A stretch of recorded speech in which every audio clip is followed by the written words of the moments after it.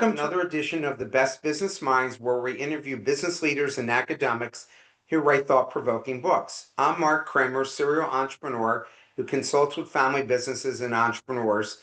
And currently, I'm teaching entrepreneurship at Vinh University in Hanoi, Vietnam. Please welcome today's guest, Brent Kesler, author of Mapping Out the Millionaire Mystery, Step into the Secrets of the Wealthy. Brent, finally, we get together. Thank you for your patience here. Oh, absolutely, Mark. Yeah, man. Sorry about that. I don't know what happened. The electricity went out. We got the hotspot on right now. No electric, so I'm probably sitting here in the dark a little bit. No, everything looks good. So, Brent, let's start off with you telling us about your professional history. How did you get to where you're at right now? Yeah, exactly right. Anyway, just to give you the backstory, I'm actually a chiropractor. I no longer practice chiropractic anymore. I had clinics in the Kansas City area. Had 5 clinics in the Kansas City area. Sold the last clinic in 2017. I have not been practicing in chiropractic since 2008. I had associate docs in there. So anyway, now I live in Florida. My wife and I became empty nesters. We now live in Florida. We're in Port Orange, Florida, about an hour east of Orlando, right next to Daytona. But today, I'm coming to you from the Lake of the Ozarks in Missouri. I spend my summers up here in the Lake of the Ozarks between St. Louis and Kansas City. So that's to give you a bit of the backstory. Now, how did I develop this thing called the Money Multiplier Method? Well, I was at a chiropractic conference, Mark. It was back in 2006, and I was at this conference, and there were a lot of speakers at this conference. And I heard this guy talk on this concept, the infinite banking concept, and how to become your own banker. And again, it was powerful information. I was like, man, that is really, really good stuff. But it just seemed too good to be true. And I'm sure you've heard things like that before. You've watched things, you've Yeah. seen things where it looks good, but it seems too good to be true. Well, anyway, that was me in 2006. So I took in all that information. I left that conference and I went home and I went back to my normal chiropractic life. And then about 2 years later, and also the thing is, I did nothing with the information, nothing at all. So then I go back to another conference about 2 years later in 2008. And about 10 or 12 of my colleagues, Mark, that were at the previous conference with me, are now at this new conference. The only difference between them and me is they acted up on the information they heard when they originally heard it. So they just assumed I did too. So they were coming up to me, they were talking, they were going on, ranting and raving about this banking concept, how they were paying off debt, building wealth, like taking control of their money, recycling, recapturing money, all with just adding one step in their financial life. So I thought to myself, there had to be something to this, right? There's no way that 10 or 12 of my colleagues are lying. Maybe one or two, but not 10 or 12. So I came home and I told my wife, I said, honey, we have to start implementing this financial concept in our life. And it was at that time, it was February of 2008, Mark. I was $984,711 in debt. That's what I owed to the third party creditors. Now you ask, well, how do you know exactly what that amount was? Well, that was part of the exercise. We had to know what that amount was. Well, and so that debt, right? Because you're thinking, well, $1 million. I mean, how does someone get $1 million in debt? I know if you live in California, it buys a very small house. But in Kansas, especially almost 20 years ago, $1 million would buy a lot, right? So I Yeah. had, anyway, okay, so the debt consisted of the house that I lived in. It was also my student loans from chiropractic school. I had the house in the lake of the Ozarks, right, which is where I'm coming to you from today. And obviously, Mark, if you have a house on the lake, you have to have a boat and a wave runner, right? You can't have a house on the Yeah. lake without a boat and a wave runner. I'm also an airplane pilot, so as an airplane pilot, I had to have my own airplane. So it didn't take me a lot to become about $1 million in debt. So I was able to put this concept into place, and I was able to pay that debt off in 39 months, 3 years and 3 months. And all I did, Mark, is I added one step to my financial life. In other words, I never changed my cash flow. I didn't have to work any harder, take any additional risk, or lose control of my money. I simply added that one step. And then I became passionate about it, and I started teaching this in March of 2012. And here we fast forward 13 and a half years later.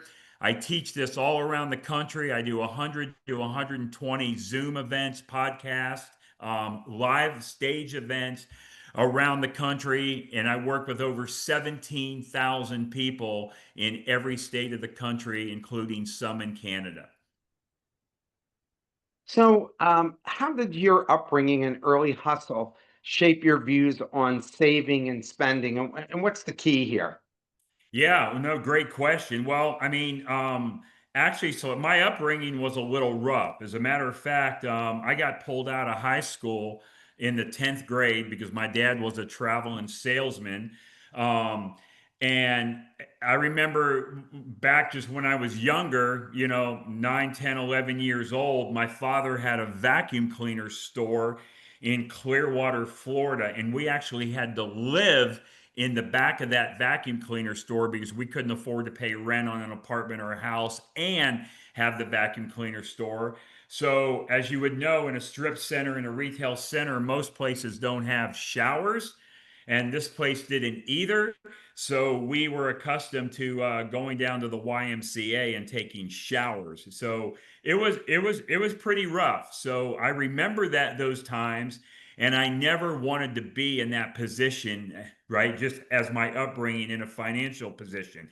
Don't get me wrong, there was a lot of love in my family. My parents were family oriented. They loved us, me and my brother, to death.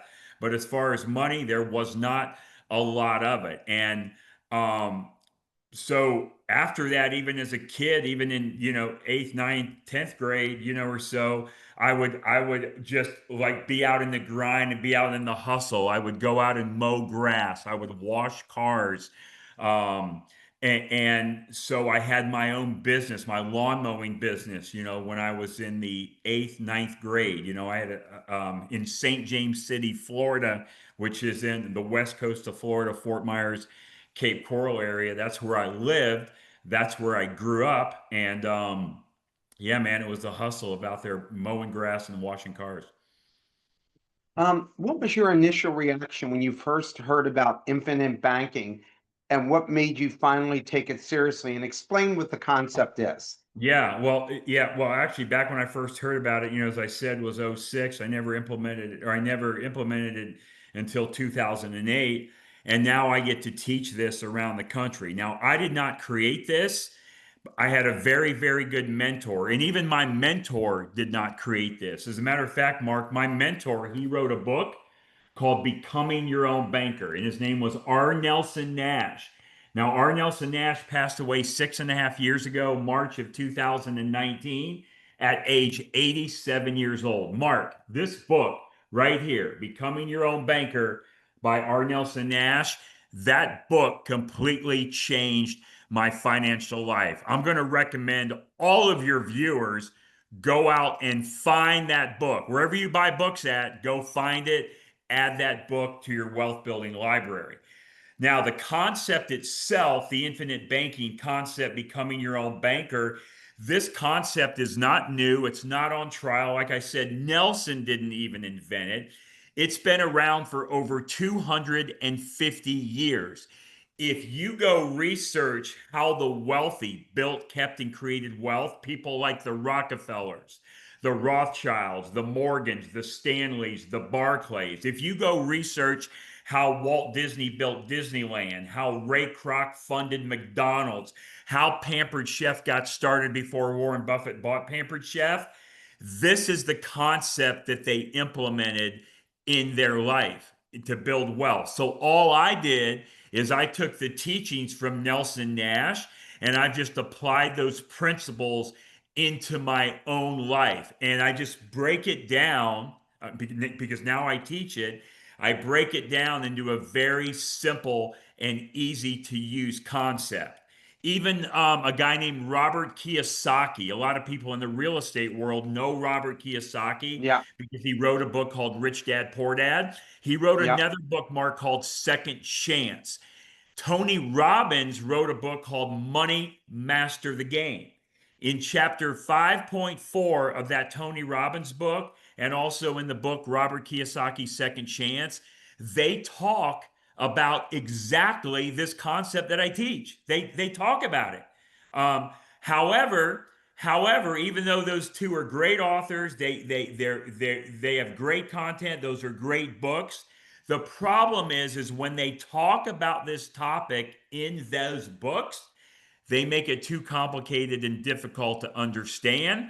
And if people don't understand something, Mark, or if a person is confused, they don't take any action. I always say a confused mind can never make a decision. And most of us are extremely lazy. I'll tell you, I'm lazy. I take the path of least resistance, right? So now your question. What is the infinite banking concept, becoming your own banker, the money multiplier method? Now, I'm going to tell you what it is and the tool that we're going to use to build wealth here in about 30 seconds. But I'm going to warn you before I tell you it, Mark, and I'm going to warn all your listeners before I tell you what it is. You guys are going to think there's no way. There is no way. You can't do that. I know what this is, and there's no way you can build wealth that way. So keep an open mind as I go through this. Keep an open mind. You don't have to believe what I say. Go look at the hundreds of reviews by Googling my name or Googling the money multiplier, all the testimonial success stories. Don't take my word for it. But the product, the vehicle that we're going to use, Mark, to build, keep, and create wealth in our family, you ready for it? Here it comes. It is a whole life insurance policy in a mutual company that pays dividends. Now, I just lost half of the viewers. They're saying, what? There's no way. Life insurance to build wealth? That is a crazy idea. That's ridiculous. Why would I ever want to do that? As a matter of fact, Dave Ramsey and Susie Orman say that would be bad, bad, bad to use life insurance to build wealth. But I want to be clear. This is not any type of life insurance policy. No, no, no, no. This is not, Mark, the life insurance policy that you can go buy from your brother in law that sells life insurance, right? We all have a brother in law that sells life insurance. It is not that policy. This is a specifically designed, specially engineered whole life insurance policy in a mutual company that pays dividends, that is designed specifically for high immediate cash value. One more time, high immediate cash value. And what that means is when you put money into this policy, whatever amount you put in, and you always get to choose the amount you put in. But when you put money into this policy, you immediately, and my definition of immediately going forward from here on forward, every time you hear me say the word immediately, it's within 30 days. So that means when you put money into this policy immediately, AKA within 30 days, you have the cash value to use inside of this policy to to do anything you want to with it. You can pay off debt, you can buy gas, you can pay your electric bill, you can invest it, you can put it in, okay, the thing, you can put it in your business, whatever you want to do. There's no restrictions of what you're going to do with your money. So all we're doing is adding one simple step. That's all we're doing to build, keep, and create wealth. isn't that very much similar to A.L. Williams' approach, which was buy insurance and invest the difference? So he was advocating, and I bought into it back in the 80s. You don't, because if you buy a whole life policy, then if something happened, even though they give you this percentage that might grow, it might not. And so when you buy the whole life policy, you're paying a lot for the insurance part, but you can buy term insurance and invest the difference. And is it similar to that concept? Well, so the quick answer is no, but they are both of insurance. And that's a great question. And actually, so Dave Ramsey always says what? He says whole life is crap. You don't want to do that. Buy term and invest the difference. Well, there's a couple things with that is okay, right? The thing he's telling you, buy term and invest the difference. But honestly, Mark, how many people do you really know that are actually going out there and investing the difference? They're not. Well, why not do both, right? This is not, okay, so this is not buying term because term insurance is only for a certain amount of time, usually a 10, 15, or 20-year time period, or maybe 30 years. However, when you buy term insurance, you're buying it at a very low premium amount and you have X amount of death benefit. But if your term insurance expires before you die or pass or graduate, whichever word you like to use, I like to use the word graduate, then there's no more insurance. Now, so in other words, Mark, the only way you win and beat the insurance company is if you die just within that term. Now, it is a way to beat them, it's just not a very exciting way to do it. So, if Well, I the mean, insurance company, you can still buy term, but it's super expensive. So well, once you yeah, pass yeah, that you're 20 exactly years, right. You could, I mean, yes, right. So right now, I could buy and term and at and 58. It's way more expensive than it was when I was 28. But here's the thing, Mark, is that term insurance policies, they don't pay out. As a matter of fact, go do the research. Don't take my word for it. 98% of all the term policies in existence never pay out. They never pay out because if the insurance company really thought you were going to die within that term, they would never ever issue the policy. So why not bet with the insurance company instead of against them? Because when you buy whole life, okay, it's not about the amount of premium that you put in. See, I don't ever ask anybody how much death benefit they want on a policy. A term policy, that's what they do. They'll say, hey, Mark, how much do you want? You want $1 million, 3 million, 5 million? Okay, based on your age and your health, it's going to cost you X amount. That's what you pay. In a whole life policy designed for the high cash value and to use the cash, the question is, Mark, how much cash do you want inside of your policy? What cash value do you want to be able to use? What cash value are you going to want to have a guaranteed growth on?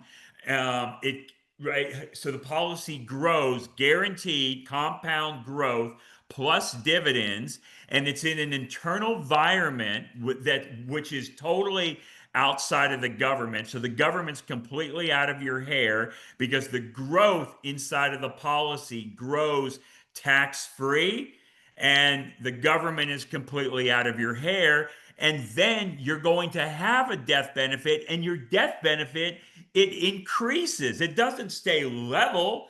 The death benefit increases as you get older. And if you think about it, life insurance is the only insurance that we are all ever guaranteed to use because we are all guaranteed to die, pass, or graduate. It's not an if, it's a when.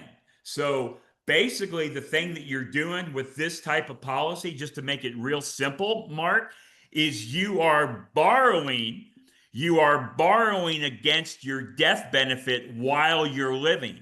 Wow, that's weird.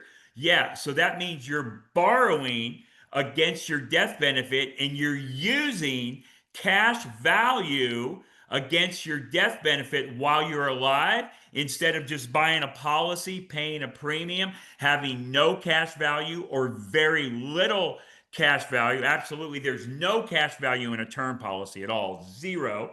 But there are other right. type of policies where you can. So now you're going to use the policy. Now you're going to use a portion of that death benefit while you're living instead of you buying the policy and leaving the death benefit to all your ungrateful children.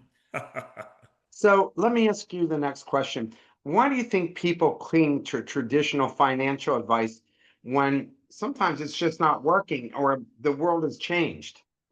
That's a great question, and I get that question asked all the day, like almost every day, all the time, because people say, "Well, Brent, how come I don't know more about this banking concept? How come I don't know more about this policy?" That's a great question, and the quick answer is people simply don't know about it. Because after I learned about this, Mark, I actually was mad at my parents and grandparents for never telling me. But guess why they never told me?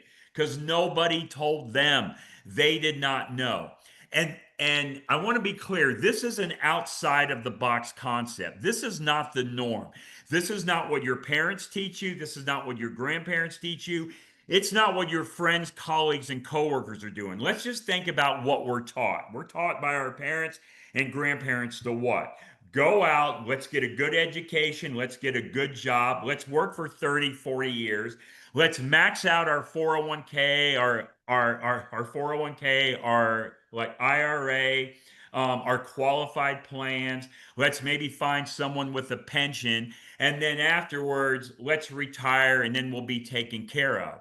Well, you know, and most of your listeners, right, know that that's a crock of crap. How many people have you ever met in your life that are totally happy, satisfied, ecstatic, elated about how their 401k, IRA, qualified plan, pension has performed in their life?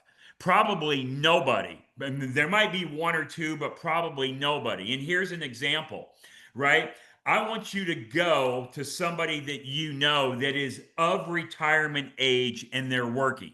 And right, they're working. They should be enjoying their life, but they're working. And I want you to go up to them and I want you to say, "Hey, are you working because you really want to be working? Is that why you're at this job? Because it's just something you really enjoy? Or are you doing this because you have to do it for survival because those other plans did not work out for you?" Now, I would argue that there's both. I mean, people do stuff that they love just to do stuff that they love. I mean, I do this. I don't have to do this anymore. I've been doing it for a while. I have 29 of these policies. I buy at least one policy every 1 to 2 years. But the thing you have to be willing to do is you have to be willing to think outside of the box. And there was a guy named Warren Buffett, and I'm assuming most people on here that are listening today have heard of Oh, Warren sure, of Buffett. course. Yeah, of I don't course. know when Warren Buffett said this quote, but I heard it in October of 2008. And I think about this quote every day of my life, Mark. Warren Buffett said if poor people would just start doing what rich people do, they wouldn't be poor anymore. Now, how much sense does that make, right? And that's all we're doing, Mark. I'm not reinventing the wheel at all. No, no, no. All I'm going to do is use the same tools that the wealthy have been using for over 250 years. And I'm using those same tools to build, keep, and create wealth right along with them. So, do you have an example of someone radically transforming their finances by just doing the one thing differently? Absolutely. Many examples. As a matter of fact, I wrote a book called Mapping Out the Millionaire Mystery about 5 years ago. I'm going to offer this book to every one of your listeners. It's the ebook version. I'll email you the ebook version. You can print it out. If you really want a hard copy, that's cool. Just let me know and just pay for postage, and we'll send you a hard copy of it. But you really don't need a hard copy, so you don't need to buy it. But there's examples in this book, Mapping Out the Millionaire Mystery. Again, I'll send you the book. You don't have to buy it. And if you go to our website, themoneymultiplier.com, www.themoneymultiplier.com, THE moneymultiplier.com, I have a 90 plus minute recorded presentation, Mark, on that website with all the downloadable examples and attachments.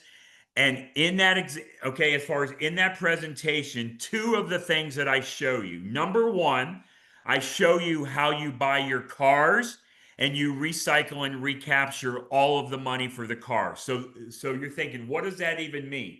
Well, look, Mark, all of us buy a car one of three ways. One of three ways only.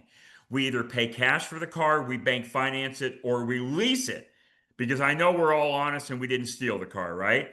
So what you had to do is take the money, and I'm holding a $20 bill in my hand, and let's make believe it's a $20,000 bill and we're going to buy a $20,000 car. So we take the $20,000, we give it to the car dealer. Car dealer gives us the car. He's got the money. We get the car. Everybody goes home happy. The transaction is over. But when we add that one step, this one step into our financial life, Mark, not only do we get the car, but we also get the money back as well. So I show you exactly how that's done with a car. And if it can be done with a $25,000 car, which is in my example, it can be done with a $2,500 computer. It can be done with a $250 cell phone or $250,000 house, or it can be done with my $3.2 million airplane that's sitting out in the hangar out at Camdenton Memorial Airport here in Missouri. You not only get the asset, but you also get the money back as well. Robert Kiyosaki teaches this. He teaches it. Turn every liability into an asset, turn every depreciating asset into an appreciating asset. The second major topic on that presentation that you'll see is I show you, okay, all right, when you watch it, you will understand how I paid off $984,711 in third party debt within 39 months. I don't use my exact example. I use another one that's simpler. The one that you'll see is a person that pays off just under $470,000 of debt, and he does it in 61 months. He does it with a $25,000 annual injection. So he pays off, Mark, he pays off almost $470,000 of debt with a $160,000 outside injection. Keeps his cash flow the same, never works any harder, never takes any additional risk, and never loses control of his money. And after you watch So, those two examples, if this doesn't get you excited, then we got to probably check your pulse. so you say most people are financially blindfolded. What does that look like in everyday life? I mean, they Yeah. might not So, agree with this concept that you're talking about, yeah. and they might look at other concepts. And I think that there's a lot of ways that people have talked about making money or saving for the future. And for some people, they work, and some people may not have the discipline to make this work. So why are most people financially blindfolded? Yeah, well, most people are financially blindfolded is because the thing is they're listening to all the noise that's out there. Right? Just right. So like the thing is, every time you turn on TV, what do you want to do? They're saying invest in the stock market, 401ks, IRAs. Put your money there. Even if you have a financial coach, a financial advisor, a CPA, an attorney that handles or talks to you about finances, they just don't understand the concept. And if they really did, they would be implementing it in their life because it is an outside of the box concept and it is not the norm of what we've been taught. People tend to shy away from it. So I always tell people, I say, look, don't take my word for it. I say, I'm just here to deliver you the information. I'm not here to sell you anything at all. But I hope if you like the concept and you implement it in your life, that you'll do it with us at the Money Multiplier. But you don't have to. You can go out and do this concept with other people. I'm just going to challenge you, or not even challenge you, encourage you to go do your own due diligence, do your own research. I have people that come back to me after years of doing research and they say, okay, Brent, I'm finally ready to go. I mean, that's just what happens. So please, just the thing is, do your own research and your own due diligence. And if you see any flaws in it, would you please share it with me? Please, please, please. As a matter of fact, I ask everybody, I tell them, I say, I want you to go find another vehicle that allows you to build, keep, and create wealth that has these features and benefits that works even the same or better than what I'm showing you. And if you find that, I want you to tell me, because maybe I'll stop teaching this and start teaching that. Now, this is not an investment, Mark. Okay, a lot of people think and get confused that this is an investment. I invest money. I invest a lot of money in real estate. I have short-term rentals, long-term rentals, Airbnbs, VRBOs, raw land. I do a lot of lending. I got two developments right now that I lend money on to housing developments. One in Covington County, Georgia, and the other one in Fort Collins, Colorado, as long as other just individual like homes and buildings and things. However, I could lose money on those. Because it's an investment. I take a risk. In the policy is not an investment because there's no risk associated.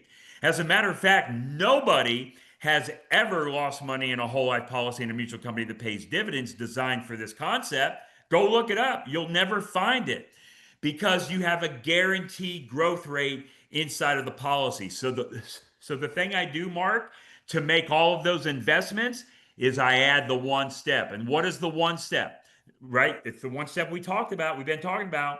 We put the money in the policy first, and then from the policy, I use that money to go make all of my investments or to do anything that I need to do just with money. Buy a car, pay college education, just pay for my kids when they're getting married, their wedding, whatever it is. We're keeping the money in motion. Okay. So let's talk about what the biggest illusion people have about retirement planning. Well, I mean, I guess that the number one would be is that people don't do it. They just don't do it. They don't do it at all. And then when they do it, they're expecting somebody else to control what they're doing. And to just right, they're expecting someone else to control their money. So let's just think about it. Anytime you've ever lost money is when you've given up control of your money. If you have control of your money, you generally will not lose it, and you don't put yourself in those situations to where you do lose it. So this is all about keeping control of your money. So you need to be the banker in your own life. You need to have your own banking system. Look, Mark, even conventional banks, okay? Okay, so conventional banks, Mark, are the largest purchasers of whole life insurance in the world. They own more whole life insurance than all of their land and their buildings combined. Now, they own whole life. They don't own term insurance. They don't own variable. They don't own universal. They don't own IUL, Index Universal Life. No, no, no. They own whole life. And as a matter of fact, since 2013, conventional banks have quadrupled the amount of whole life insurance they purchase, quadrupled the amount. Now, why are banks buying so much in whole life insurance? Is it because they're stupid or they know something the rest of us don't know? They know something the rest of us don't know. So all we're going to do, just like I said earlier, is we're going to mimic and imitate what the wealthy have been doing for well over 250 years.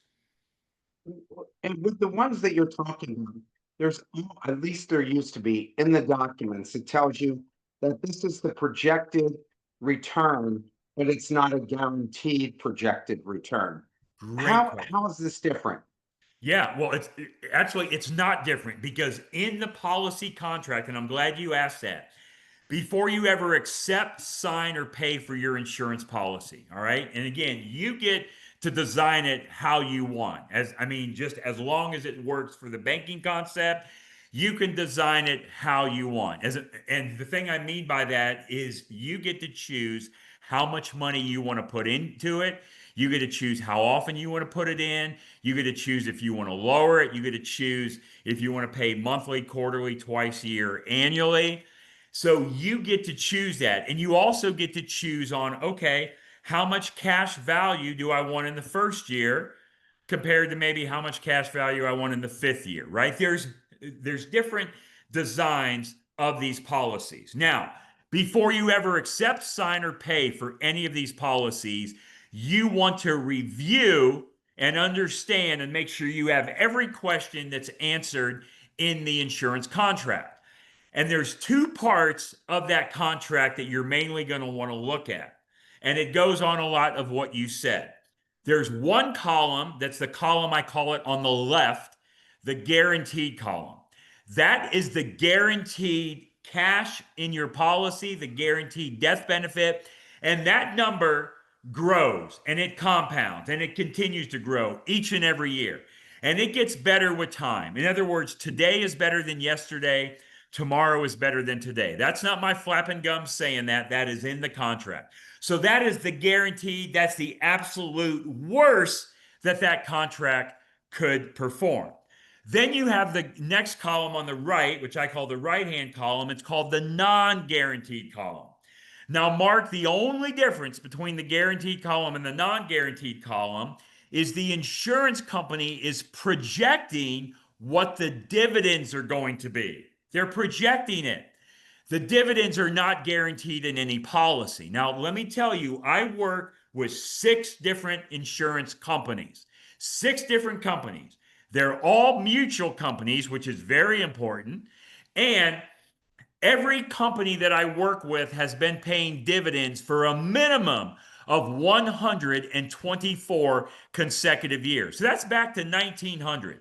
And think about all the crap that we've went through in our financial lifetime since 1900. We got recessions, we got the Great Depression, etc. Now, the dividend is not guaranteed, but the projected dividend is what they put in that column, the right-hand column, the non-guaranteed column. And as an owner of 29 policies, as a person that's been doing this since 2008, I can tell you that my personal policies, their dividend projections have been pretty much spot on. Yes, there's been So, some years where it's a little lower, and there's been some years where it's a little higher. so Brent, there's a lot of questions I have from the audience. So let me get through those. And if you can maybe shorten your answer a little bit so we can hit all these questions. So we have time for them all. Okay. Why do no financial advisors never talk about this type of investment?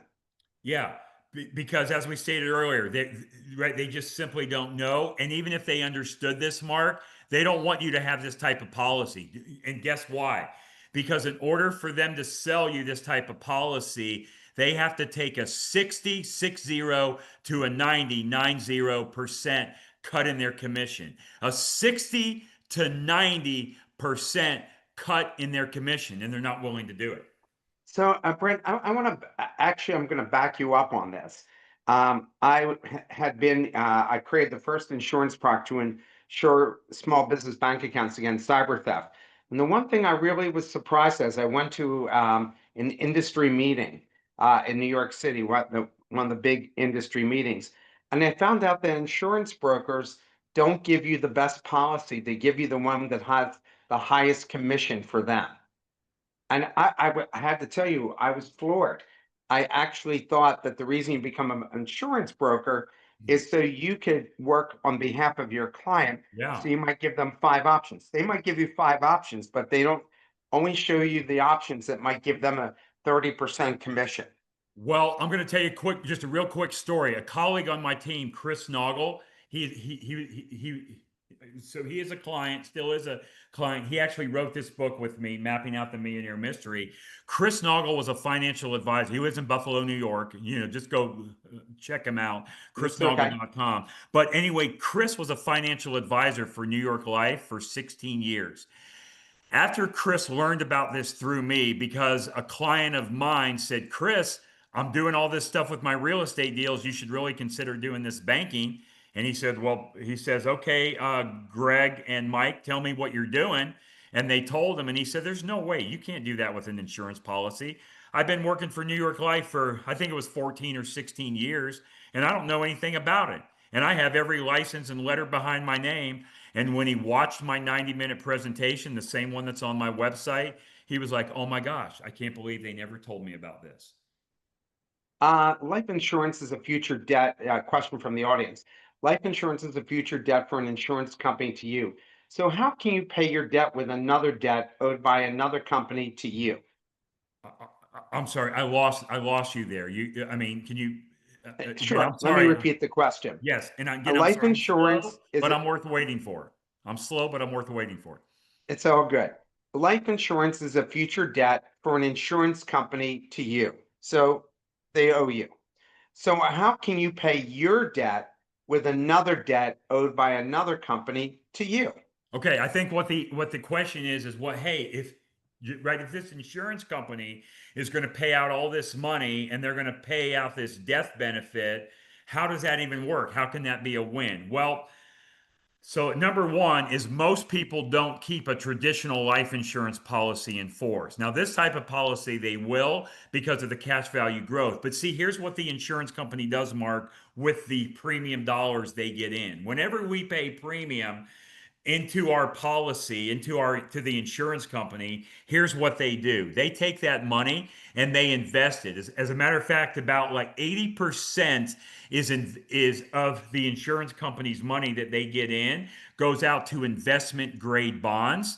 About 7% goes to home and commercial mortgages. A lot of big commercial plazas, housing developments are financed by blocks of money with insurance companies. Another 7% goes to policy loans, which is what we do, policy loans. And then the other 7% is sitting in a very low interest bearing account because they have to pay that death benefit in a timely manner when death occurs. So insurance companies invest the money that we leave there, but with this type of policy, Mark, you own the policy contract, not the insurance company. You own the policy contract, which means you have first right to your money. So when you go knocking on the door and say, I want my money, they have to give it to you. Wherever else they may have it, they have to pull it and give it to you.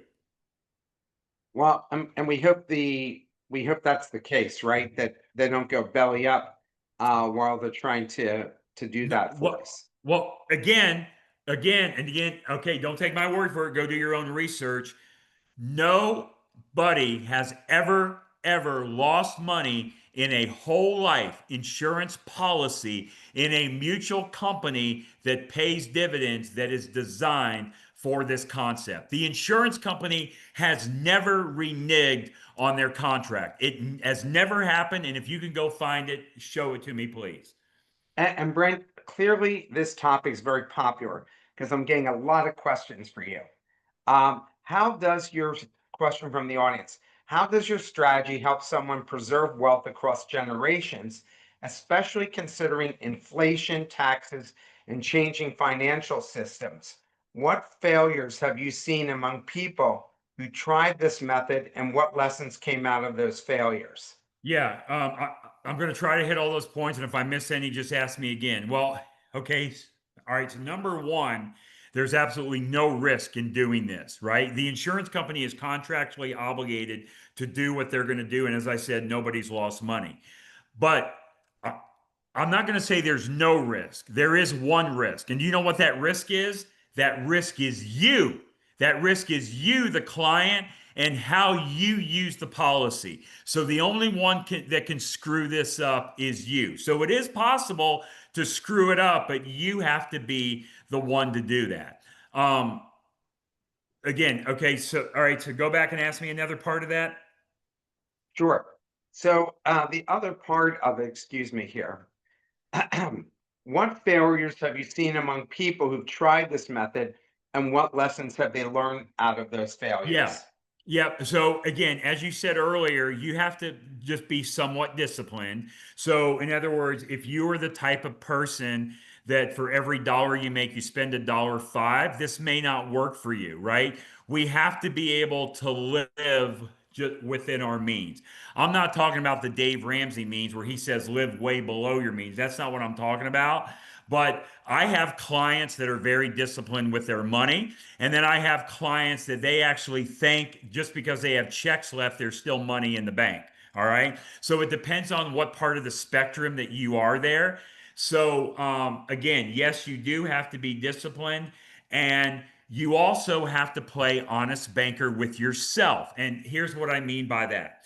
Let's say, Mark, that we go buy a car or a house and we're going to use bank financing to buy that car or house. So we take a loan from the bank and we're expected to pay them back with interest. Are we not? Absolutely, we are. That right? That's what we do. We've done that all our life. I'm sure almost every, like, I'm sure all of your listeners or most of them have borrowed money from a bank, have paid the bank back with interest. So, do you think it's a good idea if you borrow money from you, if you borrow money from your own bank, that you pay your own bank with interest? It's a real good idea. So that's what you have to do. You have to treat your money the same way you treat a bank's money. Because if you borrow money from yourself and don't pay yourself back with interest, but you borrow money from a bank and pay them back with interest, what you're saying is your money is not as valuable as a bank's money. So, in a nutshell, play honest banker. Play Um, honest banker. and I just researched, and Brett, you're right. There have been banks that have whole insurance companies who have collapsed, but the people have been protected.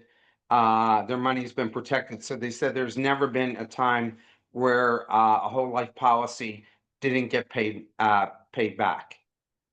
So, thank Um, you for doing the live research on that. Thank you for yeah. doing that. So, next question from the audience. Who should be the beneficiary of a life insurance policies that you're referring to? He said he's not talking about normal life insurance policy. If you get money again, a life insurance policy, it means creditors will make you change to the beneficiary of the insurance policy. Is this correct? Let's see. I'm going to answer the first part, then you might have to help me understand the second part. But Yeah, who should I be a understand the second part. Okay, Okay. so the question is who should be the beneficiary? So Yeah. there's three things on every policy. You have the owner, the insured individual, and the beneficiary. Now, so there always has to be an insured body. There has to be an insured body, okay? So the owner and the insured body can be the same, but obviously, so the beneficiary cannot be the same as the insured because the beneficiary gets paid when the insured dies. Now, you can always change the owner and the beneficiary as many times as you want, multiple times. I threaten my kids all the time. I say, if you guys don't act right, I will remove your ass from being my beneficiary. So that helps kind of keep your kids in line, right? Because they don't want to Yeah. be removed as my There's an beneficiary. incentive. So also a trust can own a policy. A trust can be a beneficiary of a policy, but the insured individual can never change. So that insured policy. So I'll tell you right now on my policies that are on my life, my wife is the beneficiary. On her policies, I am the beneficiary. But eventually, right, probably one of us are going to pass before the others, right? So then those policies would cash out because when death occurs, the policy is over. The death benefit gets paid out to whoever that beneficiary is, tax free death benefit. I'm not even talking about that, right? But it's a tax free death benefit. And then probably whoever else is left, now the kids are going to be the beneficiaries of those policies. Or, like I said, you could have it in a trust, and the trust can actually own the policy, and the trust could be the beneficiary. And just remember one more time, you can always change owners and beneficiaries multiple times on policies. So here's the other part of the question. If you get money against a life insurance policy, it means creditors will make you change the beneficiary of your insurance. Is that correct? I don't know what that means. Creditors make you change. These are whole life So, policies. yes, but I think I understand what this means. So, let's say that you borrow money from XYZ Bank, and XYZ Bank knows that one of your assets is this whole life policy. And they go, listen, if you die, we want that policy to make us whole. So if you borrowed $5 million and you Yeah. have enough credit for 3 million and they want you to have credit of four and you Got have it. a life insurance policy, it pays a Yeah. million. Now I think I understand. And I experienced this when I went out years ago to get a small business loan. Like if you go to a bank and get a SBA loan, small business loan, Yeah.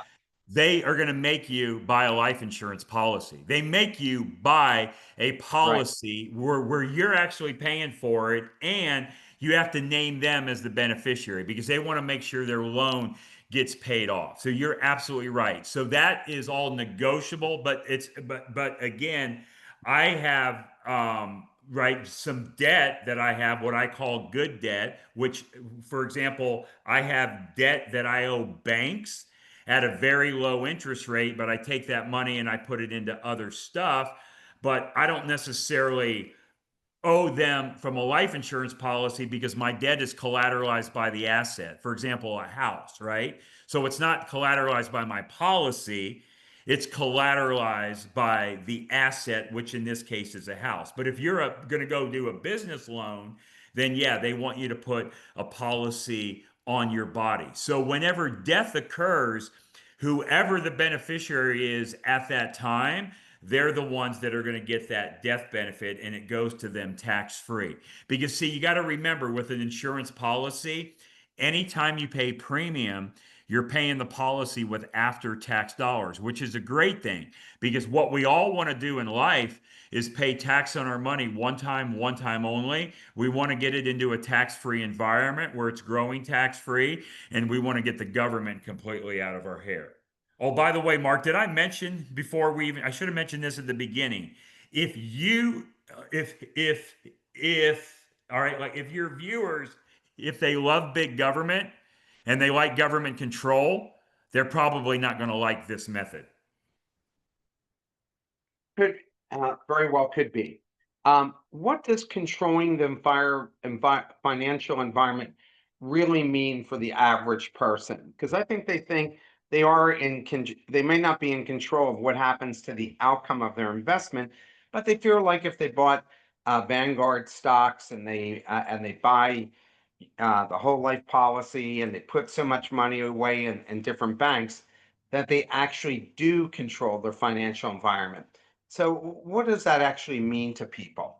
I have a great example in this book, Mapping Out the Millionaire Mystery, that I'm going to send all your viewers the ebook for free. But I'm going to answer the question. Look,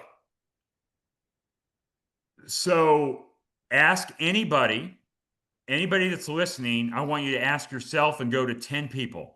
And I want you to ask this question. Hey, Bob. Hey, John. Hey, Fred. Hey, Uncle Billy, Aunt Sandy. I want you to tell me everything you know about your retirement account, your 401k, your IRA, your qualified plan, your pension. Tell me everything you know about that account. They may be able to tell you if that account goes up or down based on the quarterly statements that they receive. And they may be able to tell you if it's in a low, moderate, or high risk category. But other than that, they don't know crap about that account.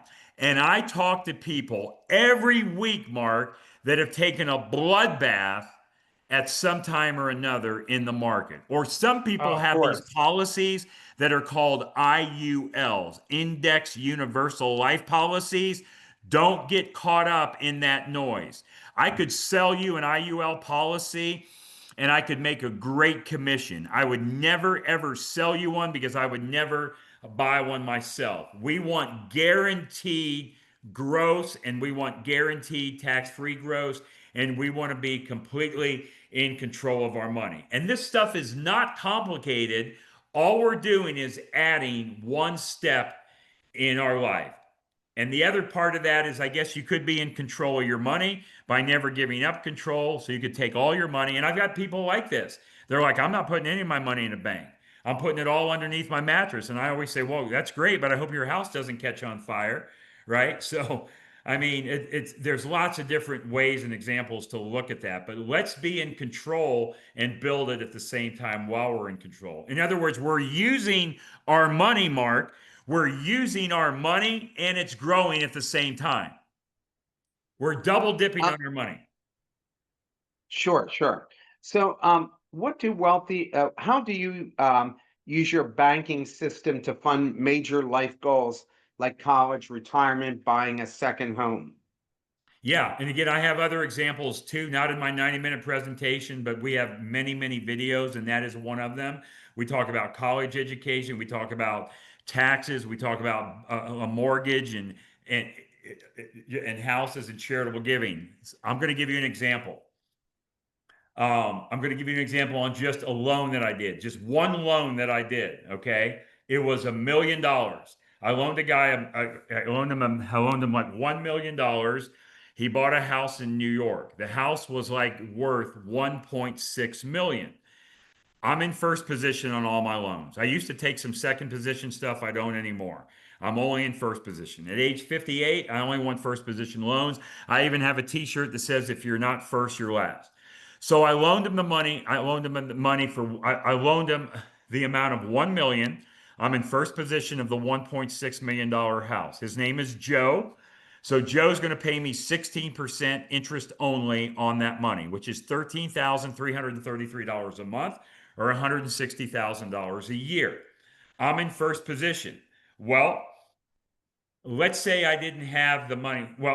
Okay. No, I'm going to give you two things here. Okay, so I had the money in the policy, so I could borrow the money out of my policy. So I borrow the money out of the policy. But remember, when I borrow money from the policy, I'm not borrowing my money. No, no, no, no. I'm putting my policy up for collateral and I'm taking a loan from the general fund of the insurance company. So I'm using their money, so my money is never interrupted. So that means the compounding effect is never interrupted. It's continuing to grow and compound at the same time, and I'm using the money. So I'm actually not only getting the interest from the loan payment, but I'm also getting the growth on side of like on the policy as well. Now, let's say you didn't have a policy and you're going to do this. And let's say you have $1 million of equity in your house. I'm a big believer in home equity line of credits if you're a disciplined borrower. I hate equity in a house. I hate it, hate it, hate it because equity does you no good in your house. Yes, it gives you the peace of mind knowing it's paid off, but who's using that equity? Not you, somebody else. So now I go take a home equity line of credit, which I've done, and let's just say I took $1 million of equity, which I did. And I did this 5 years ago, maybe 6 years ago in this particular deal I'm telling you. And guess what I have to pay on that, on that $1 million just that I borrowed? Well, it was actually 1,560,000 that I borrowed, and I paid a 2.8% interest only rate for 10 years. And I did this roughly about 5 years ago. So my wife and I were just having this conversation. She said, "Man, that was a great rate. We're able to use the bank's money to make 14, 16%, whatever." And she says, "Is that loan coming due soon?" And I said, "No, honey, we got 5.5 or 6 years." And she said, "Okay, so we'll still continue to use that money." So even if you don't do one of these policies, you really should tap into any equity that you have to make that money work for you. In other words, keep the money in motion. If you're disciplined, if you're not, then it's another story. What's your vision for financial literacy in the next decade? And beyond reading your book, are there podcasts and um, other informational sites that you suggest people read to keep them up to speed on how they should be managing their money? Yes, actually, okay, so this book here that we talked about, Becoming Your Own Banker by R. Nelson Nash, everybody should add that to their wealth building library. Go find that book and add it to your wealth building library. Also, he wrote two other books. One is called The Case for IBC, and one is called Building Your Warehouse of Wealth. I would get all three of those books, add them to your wealth building library. If you can only afford one, get the Bible right here, the financial Bible, Becoming Your Own Banker. My book, you're not buying. I'm going to email you that ebook. Send me an email, brent@themoneymultiplier.com. We have a podcast. My daughter, who's very active in our business, 26 years old, she became a millionaire. I think at age 23 or 24. I forget, but anyway, she'll tell you. But anyway, my daughter Hannah has a podcast called The Money Multiplier Podcast. She records a new episode every week. She's got over 137 episodes out there currently. Go watch the Money Multiplier podcast. The guy that I wrote this book with, Chris Naugle, Naugle. Go to chrisnaugle.com. Chris lives in Buffalo, New York. He's my client. Now he's a colleague in our business. Chris was very active in the real estate world. He's had two TV shows on TV, one on House Hunters, another one on HGTV called Risky Builders. Chris Naugle puts a ton of content out there, a ton of content every week. Does 4 or 5 videos and stuff on TikTok, Instagram. I don't know all the stuff I don't even really know how to use. And then I'll tell you, there's like 2 other guys that are also on my team. Jonah and Jeremiah Dew, the Dew brothers, DEW. They live in Greenville, South Carolina. You can find them by going to the Banking Bros, BROS, thebankingbros.com or cashcompound.com. They are on my team. They're brothers. They're 2 black guys, and they're not brothers as in being 2 black guys. They're actually brothers as well. Thebankingbros.com. So those are a couple resources that I would definitely go and check out. And I'm a big fan of Zig Ziglar. Anything you can read or find by the late Zig Ziglar, a big fan, and I live by Zig's message every day of my life, Mark. And what Zig Ziglar said, he says, if you help enough other people get what they want, you will end up getting what you want. Yeah, for sure. No question about it. So let me ask you the final question here. How have President Trump's policies affected your investment advice to people? You know, honestly, the thing is that I have not seen a downtick in our business since Trump came into office. Now, let me just tell you this.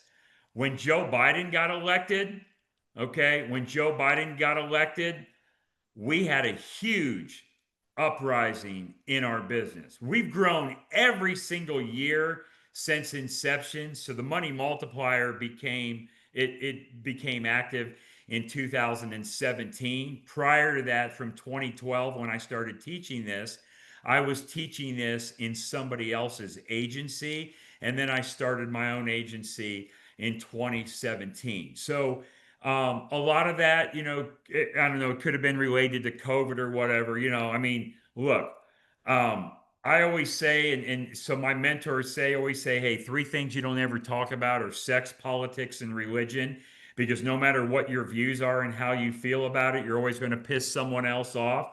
But I will tell you, I was not a Joe Biden voter at all. But Joe Biden really, when he came into office, I mean, it really upswinged our business quite a bit. And again, our business is still growing even now. Trump's been in office, what, 9, 10 months? It's still growing.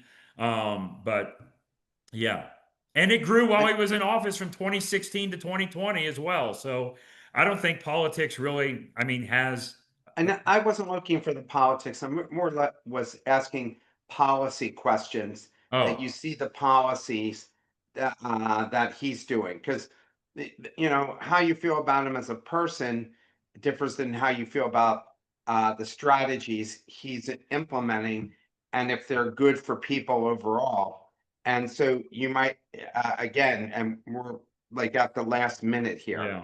Um, I, is I, there it, is the policies he's implementing favorable to long-term investment?